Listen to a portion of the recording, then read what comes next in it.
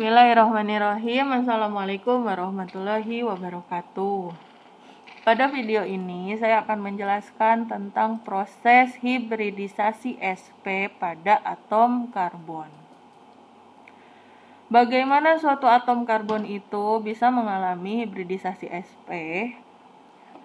Jadi, bila suatu atom karbon hanya dihubungkan, maksudnya hanya dihubungkan itu hanya berikatan dengan dua atom lainnya. Jadi kalau atom karbon dia berikatan hanya dengan dua atom yang lainnya, seperti dalam senyawa asetilen atau etuna, maka si karbon ini akan mengalami hibridisasi sp.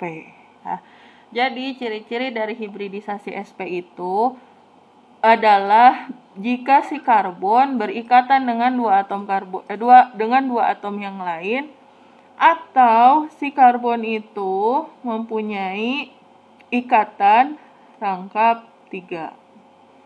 Jadi kalau atom karbon mengalami ikatan rangkap 3, si karbonnya dia akan terhibridisasi orbitalnya menjadi orbital hibridisasi sp. Atau kalau si karbon itu mempunyai ikatan rangkap 2 yang terakumulasi. Nah, apa sih ikatan rangkap 2 yang terakumulasi itu? Ya, jadi karbon akumulasi. Karbon rangkap 2 dengan karbon, terus si karbon ini juga rangkap 2, ikat karbon lagi. Ya, karbon yang ini hibridisasinya itu hibridisasi sp.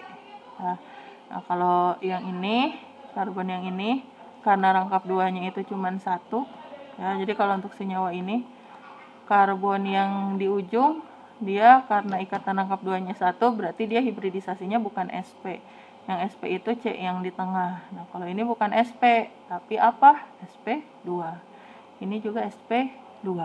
Nah, orbital hibridisasi sp hanya terjadi pada rantai ikatan suatu atom karbon yang punya ikatan rangkap 2-nya itu terakumulasi, atau gampangnya pada atom karbon yang mengikat dua atom yang lain. Jadi cuma dua atom yang diikat sama si karbon itu, maka karbonnya mengalami hibridisasi sp.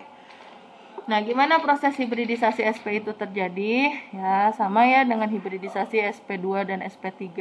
Jadi satu pasang elektron pada orbital 2s, ya, salah satunya pindah ke orbital p yang kosong.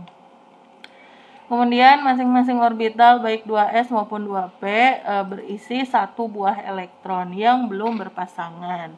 Nah, karena si karbonnya ini mengikat dua atom yang lain, maka diperlukan dua orbital, ya, yang terhibridisasi, yang mempunyai tingkat energi yang lebih stabil daripada orbital p. Ya, kenapa cuman dua orbital aja yang terhibridisasi, S dan P? Karena si karbonnya cuman mengikat dua atom yang lain, ya. Nah, karena cuman dua orbital yang terhibridisasi, yang satu dari orbital S dan yang satu dari orbital P, maka nama orbitalnya itu adalah orbital hibrida sp, ya.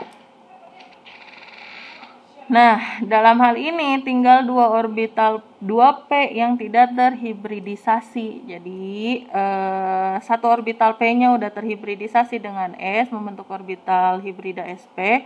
Dua orbital p-nya yang ini tidak terhibridisasi. Ya.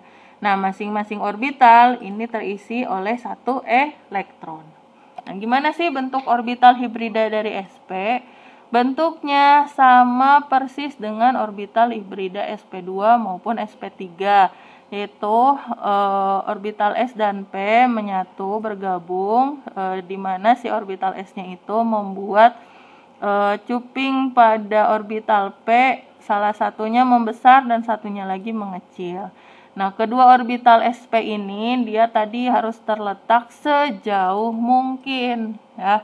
Harus terletak sejauh mungkin dalam suatu garis lurus dengan sudut 180 derajat. Ya, jadi antara satu orbital itu harus letaknya itu harus sejauh mungkin, karena tiap orbital berisi elektron. Nah, elektron itu muatannya negatif. Negatif sama negatif nggak boleh deket-deketan, harus jauh-jauhan. Nah, lokasi atau posisi terjauh dari tiap orbital itu adalah 180 derajat. Lalu orbital P-nya kemana? Orbital P-nya itu dia posisinya itu tegak lurus. Ya, jadi orbital P-nya itu saling tegak lurus terhadap garis orbital SP. Ya, tegak lurus itu gimana sih? Tegak lurus. Ya, membentuk sudut 90 derajat lah, intinya mah begitu. Nah, ini bentuk orbital hibridanya dari karbon yang mengalami hibridisasi sp. Yang kuning adalah bentuk orbital dari sp, dan yang biru atau ungu ini adalah orbital dari p. Ya. Ada 2 buah orbital sp yang warna kuning. Kemudian sebelah kiri dan sebelah kanan sudut ikatannya itu harus 120 derajat, dan ada 2 buah orbital p. Nah, seolah-olah orbital P-nya ada 4, bukan 4, tetapi 2 pasang, karena orbital P itu kan bentuknya cuping atas bawah, atau kiri kanan, atau depan belakang. Nah, kalau digambarkan dalam suatu bidang datar, orbital SP itu berada pada suatu bidang datar dengan sudut ikatan sudut antara orbital SP yang satu dengan orbital SP yang satunya lagi itu adalah 180 derajat. Ini adalah sudut yang terjauh, yang posisinya itu pokoknya paling jauh lah antara satu orbital dengan orbital SP yang lainnya. Nah, bentuk orbital SP-nya ini sama ya dengan bentuk orbital SP2 maupun SP3. Lalu kalau si orbital SP ini berada pada suatu bidang datar, nah orbital P-nya itu tegak lurus sama si SP. Jadi enggak berhimpitan ya, ada yang di atas bawah atau di depan belakang atau kanan kiri ya. Intinya dia membentuk sudut 90 derajat aja dengan orbital SP. Nah, contoh bentuk orbital SP pada suatu senyawa C2H2.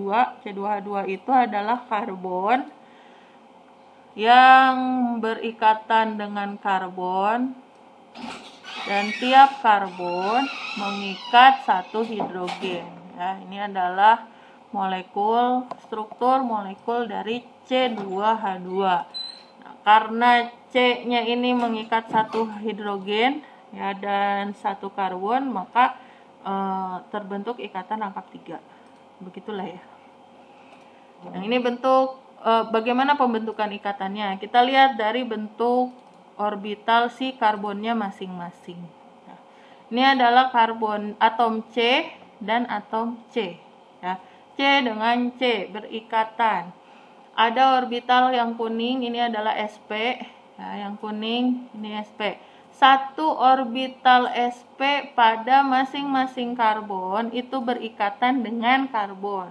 Ya, jadi ini adalah orbital SP dari karbon yang sebelah kiri dengan orbital SP pada karbon di sebelah kanan. Ya, mereka saling tumpang tindih membentuk suatu ikatan. Ikatannya adalah ikatan sigma.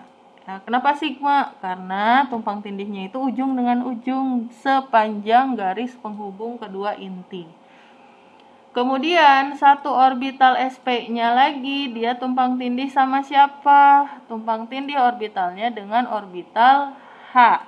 Ya, orbital H, atom H menggunakan orbital S untuk berikatan dengan atom C. Sehingga tumpang tindih orbitalnya itu adalah SP dari C dan S dari H ya, atau SPS. Nah, yang ini juga sama, karbon yang sebelah kanan juga sama. Yang satu orbital SP-nya itu tumpang tindih dengan SP karbon yang sebelah kiri, dan yang satunya orbital SP-nya tumpang tindih dengan orbital S pada atom hidrogen.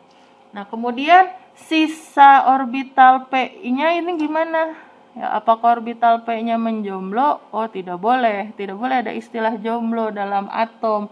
Karena nanti dia menjadi radikal bebas. Radikal bebas itu atom yang pecicilan. Bisa menyebabkan kanker. Manusia aja yang pecicilan bahaya. Sama atom juga bahaya. Nah, gimana dong si orbital P-nya ini? Orbital P-nya nanti akan saling tumpang tindih dengan orbital P pada atom karbon yang lain. Yang satunya lagi. Karena ada 2 buah orbital P pada setiap karbon, ya, maka terbentuk 2 buah overlapping atau terjadi 2 buah overlapping orbital.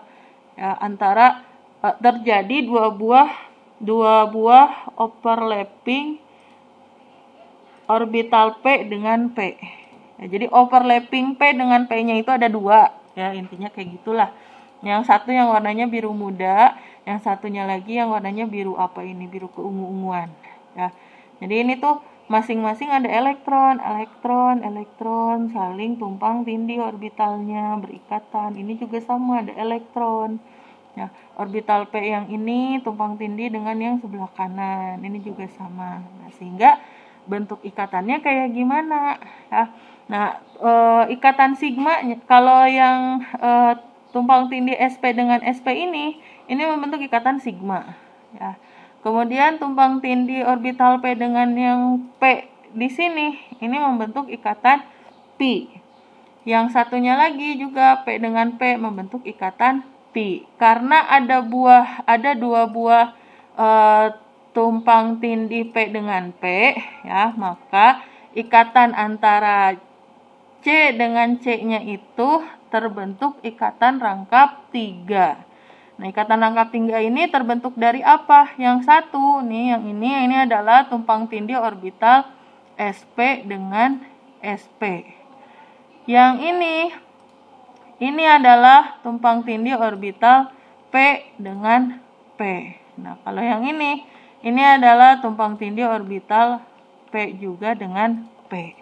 Makanya karena ada 3 jenis tumpang tindih orbital antara atom karbon dengan atom karbon, yang kiri dengan yang kanan, yang satu dengan yang satunya lagi, maka ikatan si karbon dengan karbonnya ini membentuk ikatan rangkap 3. Ya. Nah, hibridisasinya SP, sehingga ikatan antara karbon dengan H di sini tumpang tindihnya adalah SP dengan S. Ya. Oke, baik. Demikian ya penjelasan saya tentang hibridisasi SP. Mudah-mudahan bisa dipahami dengan baik. Terima kasih. Assalamualaikum warahmatullahi wabarakatuh.